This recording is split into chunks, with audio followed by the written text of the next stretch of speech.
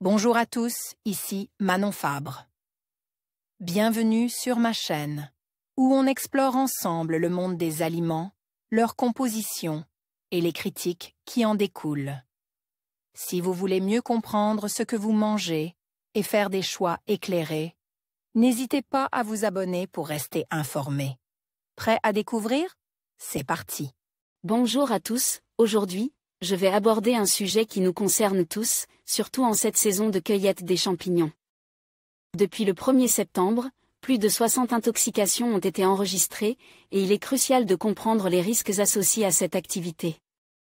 Dans cette vidéo, je vais vous parler des champignons les plus courants, des signes d'intoxication à surveiller, et des conseils pour cueillir en toute sécurité.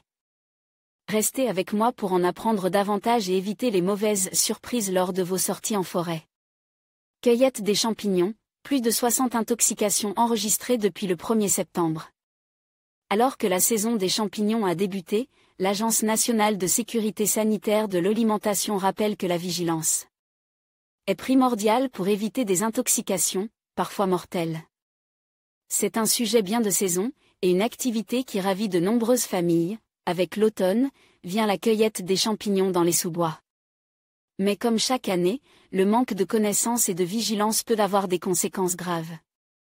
Ainsi l'Agence nationale de sécurité sanitaire de l'alimentation, de l'environnement et du travail, ANSE, s'est fendue d'un appel à la vigilance le 8 septembre, 60 cas d'intoxication avaient déjà été recensés par les centres antipoison depuis le 1er septembre. Manque de connaissances et applications en cause. Si les cas étaient, semble-t-il, plus nombreux en 2021 à la même période, 330 cas, l'écart ne reflète pourtant pas une meilleure connaissance des champignons et le nombre d'intoxications pourrait faire un bond dans les prochains jours, si très peu d'intoxications ont eu lieu au cours des mois de juillet et août 2022 en raison des épisodes de forte chaleur et de sécheresse, les conditions météorologiques de ces derniers jours favorisent la pousse des champignons, indique l'ANSE.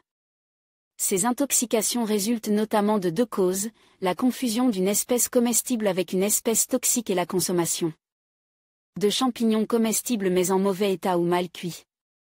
En cas d'intoxication, les symptômes observés sont essentiellement digestifs, douleurs abdominales, nausées, vomissements, diarrhée. Comment cueillir des champignons sans risque?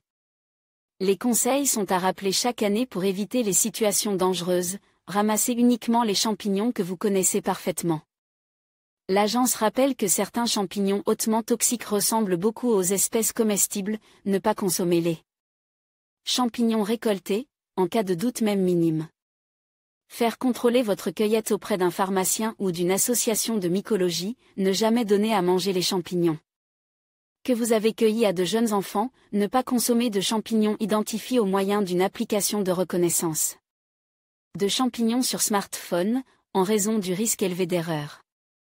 En conclusion, la cueillette des champignons peut sembler une activité agréable et enrichissante, mais elle comporte des risques importants. Avec plus de 60 intoxications enregistrées depuis le 1er septembre, il est essentiel de rappeler l'importance de bien identifier les espèces avant de les consommer. Restez vigilants, informez-vous et n'hésitez pas à consulter des experts si vous avez des doutes. La sécurité doit toujours primer lors de vos sorties en forêt. Merci de nous avoir suivis et prenez soin de vous.